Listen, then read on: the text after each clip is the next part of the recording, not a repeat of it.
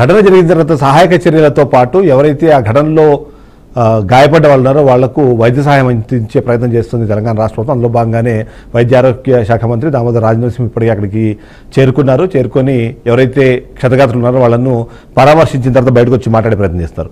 అంజీ మనతో పాటు లైవ్లో ఉన్నారు, ఒకసారి తనతో మాట్లాడే ప్రయత్నం చేద్దాం. అంజీ, ఏంటి దామోదర్ రాజనరసింహ ఏమంటున్నారు అక్కడ?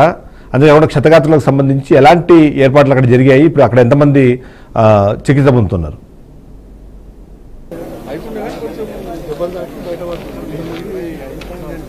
ప్రస్తుతం మనం చేవెళ్ల గవర్నమెంట్ ప్రభుత్వ ఆసుపత్రి దగ్గర ఉన్నాము. మనం ఎక్స్క్లూజివ్గా విజువల్స్ కూడా చూడవచ్చు. అంటే ఇప్పుడే 25 మంది మరణించడం జరిగింది. దానికి సంబంధించిన పోస్ట్ మార్టం ప్రక్రియ అయితే పూర్తి కావస్తుంది. ఇప్పటికే కొంతమందిని పోస్ట్ మార్టం చేసి వాళ్ళ కుటుంబాలకైతే అప్పగించడం జరిగింది. దానికి సంబంధించిన ఎక్స్క్లూజివ్ విజువల్స్ కూడా ఇప్పుడే దామోదర్ రాజనరసింహ కూడా ఎవరైతే మృతి చెందిన వాళ్ళ కుటుంబాలను పరామర్శించారో దానికి సంబంధించిన ఇక్కడ బీజేపీ సంబంధించిన కొంతమంది లీడర్స్ ఉన్నారో ఆయనతో మాట్లాడారు. సార్, ఈ ప్రమాదం ఎలా జరిగిందంటారు? ఈ ప్రమాదము ఏదైతే ఓవర్లోడ్తో వెళ్తున్నటువంటి టిప్పర్ ఏదైతే ఉందో అది 16 నుంచి 18 టన్నులు తీసుకెళ్లాల్సింది ఈరోజు 35 నుంచి 40 టన్నుల వరకు ఓవర్లోడ్ పోతున్నా కూడా ఈరోజు సంబంధిత అధికారులు నిర్లక్ష్యం వహిస్తా ఉన్నారు. ఒక విధంగా మరోవైపు ఆర్టీసీ బస్సులో 40 నుంచి 42 మంది ప్రయాణం చేస్తున్నటువంటి బస్సులో ఈరోజు 70 నుంచి 72 మంది ప్రయాణం చేస్తున్నారు. ఇటు రెండు కూడా ఓవర్లోడ్తో వెళ్తా ఉన్నాయి. అదేవిధంగా ఇక్కడ రోడ్డుకు సంబంధించినటువంటి విషయం తీసుకుంటే ఈరోజు తాండూరు నుంచి హైదరాబాద్ వెళ్లాల్సినటువంటి 100 కిలోమీటర్ల ప్రయాణంలో 120 నుంచి 130 మలుపులు ఉన్నాయి. అది కూడా గుంతలమయంగా ఉన్నటువంటి పరిస్థితులలో ఇది అనేక సంవత్సరాలుగా సుదీర్ఘ కాలం పాటు ఈ రోడ్డు పైన అనేక వినతి పత్రాలు ఇచ్చి డిమాండ్ చేస్తున్నప్పుడు రోజు నరక యాతన అనుభవిస్తుంటే కూడా దీనికి సంబంధించినటువంటి చిత్తశుద్ధి రాష్ట్ర ప్రభుత్వం తీసుకోలేదు, గత ప్రభుత్వం కానీ ఇప్పుడు ప్రస్తుతం ఉన్నటువంటి ప్రభుత్వం కానీ. ఏదైతే ఈరోజు ఇంత ఓవర్లోడ్తో వెళ్తుంటే కనీసం ఈరోజు రైతులుగా ట్రాక్టర్లు ఈరోజు నిత్య కూలీలుగా పనిచేస్తున్నటువంటి ఆటో డ్రైవర్లు రోడ్లపైన వెళ్తుంటే వాళ్ళకి దుర్మార్గంగా వాళ్ళపైన ఛాలెంజ్ చేస్తా ఉన్నారు. కానీ ఇవాళ ఓవర్లోడ్తో వెళ్తున్నటువంటి దానికి ఎవరు కారణం? ఇవాళ జరిగినటువంటి యాక్సిడెంట్ కు ఇవాళ 20 నుంచి 25 మంది మరణిస్తే దీనికి ఎవరు కారణం అని చెప్పేసి ఈ రోజు మేము ఒకటే విషయం ప్రశ్నిస్తా ఉన్నాం. ఏదైతే ఇదే రోడ్డు పైన నిత్యం ప్రయాణం చేస్తున్నటువంటి రాష్ట్ర ముఖ్యమంత్రి రేవంత్ రెడ్డి గారు ఈ రోడ్డు పైన ప్రయాణం చేస్తా ఉన్నారు. కానీ ఇంతటి రోజు బైక్ల పైన ఆటోల పైన యాక్సిడెంట్లు అయితే రోజు ఒకరిద్దరు చనిపోతా ఉన్నారు. ఇవాళ మేజర్ గా చనిపోయారు కాబట్టి ఇవాళ మీడియా ముఖంగా ఇంతమంది పెద్ద యాక్సిడెంట్ గా మనం ఈ రోజు చిత్రీకరిస్తా ఉన్నాం. కానీ ఖచ్చితంగా ఈరోజు దాదాపుగా గడిచిన 10 సంవత్సరాల్లో 1000 మంది ఈ రోడ్డు పైన ప్రాణాలు కోల్పోయినటువంటి పరిస్థితి. మొన్నటికి మొన్న ఆలూరులో రైతులు కూరగాయలు అమ్ముకుంటూ రోడ్డు పక్కన ఉంటే అక్కడ ఒక కుటుంబానికి సంబంధించి 5-6 మంది చనిపోయినారు, 10-12 మంది ఆ యాక్సిడెంట్ లో చనిపోయినారు. కానీ ఇప్పటి వరకు కూడా గ్రీన్ ట్రిబ్యునల్ పేరు మీద ఈరోజు కేవలం చెట్లకు సంబంధించిన సాకుగా చూపించి ఈ యొక్క రోడ్డు విస్తరణలో తాత్సారం చేసిన దానికి ఈరోజు పర్యవసనంగా ఇంతమంది 25 మంది బలి తీసుకోవడం జరిగింది. కాబట్టి ఇప్పటికైనా ఈ యాక్సిడెంట్ ని పునరావృతం కాకుండా ఇలాంటి ప్రాణాలు మళ్లీ కోల్పోకుండా ఉండాలంటే ప్రభుత్వం తక్షణం చర్యలు తీసుకోవాలి. ఈ రోడ్డుని వంకర్ టింకర్ లేకుండా ఖచ్చితంగా స్ట్రైట్ గా చేయాలని చెప్పేసి మేము డిమాండ్ చేస్తా ఉన్నాం. సార్, ఇప్పుడు క్షత్రయాత్రలు మెరుగైన వైద్యం చేయాలని సీఎం రేవంత్ రెడ్డి అయితే ఆదేశించారు. అంటే మెరుగైన వైద్య సహాయం అందే పరిస్థితి ఉందా? ఖచ్చితంగా తక్షణమే మా ఎంపీ కొండ విశ్వేశ్వరరెడ్డి గారు సంఘటన స్థలాన్ని సందర్శించి కేంద్ర ప్రభుత్వానికి విన్నవించిన వెంబడే ప్రధానమంత్రి గారు 2 లక్షల రూపాయలు మృతులకు అదేవిధంగా ఎక్స్ గ్రేషియా క్షతగాత్రులకు 50,000 రూపాయలు చొప్పున ప్రకటించడం జరిగింది. రాష్ట్ర ప్రభుత్వం కూడా 15 నుంచి 20 లక్షలు వాళ్ళకి ఎక్స్ గ్రేషియా ప్రకటించాలి. చనిపోయిన వాళ్లకు మెరుగైన వైద్యం క్షతగాత్రులు ఎవరైతే వాళ్ళకి అందించాలి. వాళ్ళకి ఖచ్చితంగా జీవనాధారం లేకుండా వాళ్ళ కుటుంబాలు రోడ్లపైన పడకుండా చూడాలని చెప్పేసి మేము బీజేపీ తరఫున డిమాండ్ చేస్తా ఉన్నాం. ప్రభుత్వం మొద్దు నిద్ర వేడి ఖచ్చితంగా ఇలాంటి సంఘటనలు పునరావృతం కాకుండా చూడాలని చెప్పేసి మేము డిమాండ్ చేస్తాం. Okay, thank you. మనం అయితే ప్రస్తుతం అయితే మార్చి దగ్గర ఉన్నాము. మార్చికి సంబంధించి అంటే మనం ఎక్స్క్లూజివ్ విజువల్స్ కూడా చూడవచ్చు. మార్చి దగ్గర ఉన్నాము. అంటే ఏదైతే 25 మంది మృతదేహాలకైతే మార్చి దగ్గర అయితే పోస్ట్ మార్టం ప్రక్రియ అయితే పూర్తి కావచ్చింది. మరి కొద్ది గంటల్లోనే మొత్తము పోస్ట్ మార్టం ప్రక్రియ పూర్తి కావచ్చు. దానికి ఎక్స్క్లూజివ్ విజువల్స్ కూడా చూడవచ్చు. ఎగ్జాక్ట్లీ చూడవచ్చు. ఎక్స్క్లూజివ్ విజువల్స్ కూడా చూడవచ్చు.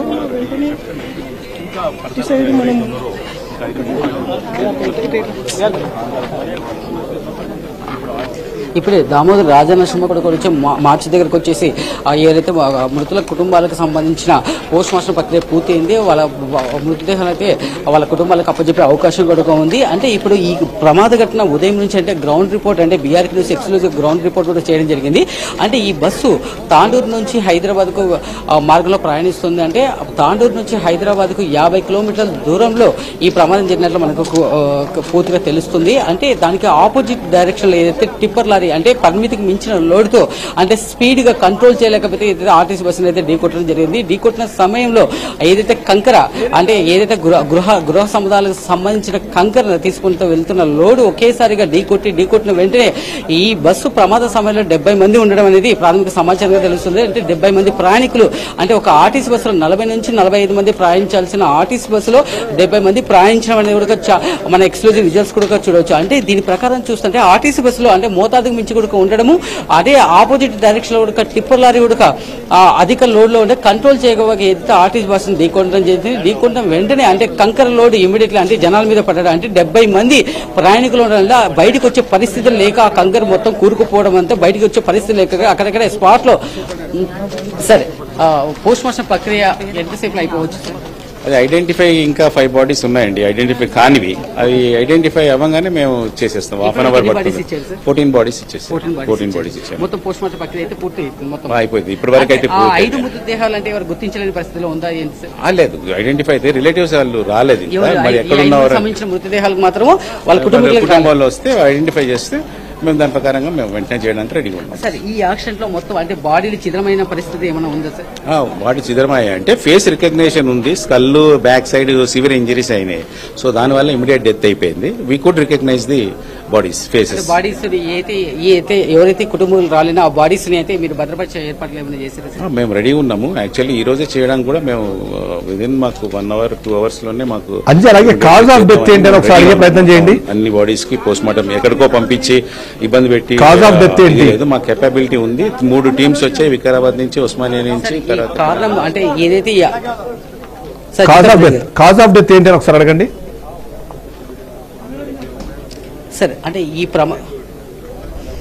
కారణాలు ఏంటి? కారణం ఏంటి సార్? ఈ డెత్ అంటే ఈ ప్రమాదం అంటే ఎక్కువగా జరగడం వల్ల జరిగింది కదా సార్? అంటే ఇది హెడ్ ఆన్ క్లాష్ అయింది బస్ కి టిప్పర్ కి.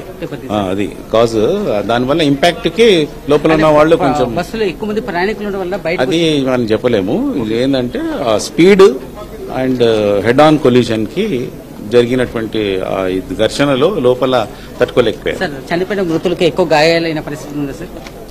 ఎక్కువ సీరియస్ అయితేనే కదా మనకి డెత్ అవుతుంది. కొందరికి హెవీ అయినాయి, చనిపోయారు. కొందరు లైట్ గా, కొన్ని మహిళలు ఉన్నారు సార్ చనిపోయిన వారు. అది ఇంకా కౌంట్ చేయలేదండి. యాక్చువల్లీ 13 మెంబర్స్ అని మాకు ఇన్ఫర్మేషన్ ఉంది. 5 మెంబర్స్ ఏమో జెంట్స్, ఒక 2 month old బేబీ కూడా ఉంది. 2 months old బేబీ.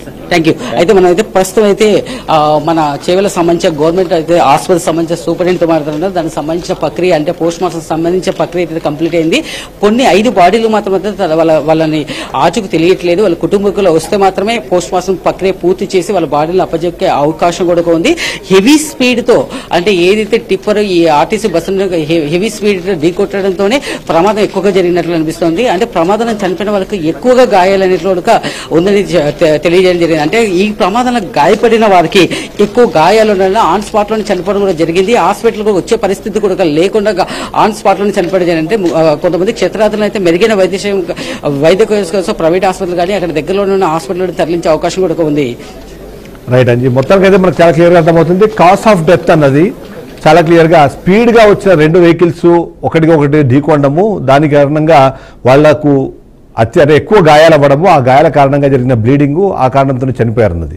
అదే సందర్భంలో చెప్తున్నారు తలకు కూడా గాయాలయ్యాయి. వెనకాల నుంచి ఏదైతే ఆర్టీసీ బస్సులో కూర్చున్న వాళ్ళకి సంబంధించిన సీటు బ్యాక్ సైడ్ ఉన్న ఆ రాడ్లు ఏవైతే ఉంటాయో అవి తాకడం కూడా ఇలాంటి ఘటనలో ప్రాణాలు కోల్పోవడానికి కారణంగా కూడా విశ్లేషిస్తున్న ప్రయత్నం చేస్తున్నారు. అంతేకాకుండా ఇప్పటికే 3 టీంలు అక్కడ పనిచేస్తున్నాయి. వికారాబాద్ నుంచి, చేవెళ్ళ నుంచి, అలాగే గాంధీ నుంచి వచ్చిన టీమ్స్ ఇక్కడ పనిచేస్తున్నాయని చెప్తున్నారు. ఉస్మానియా నుంచి వచ్చిన టీం కూడా పనిచేస్తున్న నేపథ్యంలో వాళ్ళందరూ కలిసి వీళ్ళంత త్వరగా పోస్ట్ మార్టం కంప్లీట్ చేసే ప్రయత్నం చేస్తున్నామని చెప్తున్నారు. అందులో 5 బాడీలు ఐడెంటిఫై చేయాలి. ఐడెంటిఫై చేయడం అంటే వాళ్ళ కుటుంబ సభ్యుల సమక్షంలోనే ఈ పోస్ట్ మార్టం నిర్వహిస్తారు కాబట్టి వచ్చిన తర్వాత వాళ్ళు ఆ కుటుంబ సభ్యులు ఎవరైతే ఐడెంటిఫై చేసి ఎవరు మా కుటుంబ సభ్యులని చెప్పిన తర్వాతనే ఈ పోస్ట్ మార్టం ప్రక్రియ అన్నది పూర్తి చేశారు. అందులో భాగంగానే 5 మృతదేహాలకు సంబంధించిన బంధువుల కోసం ఎదురు చూస్తున్నామంటూ అక్కడున్న డాక్టర్ చెప్పారు.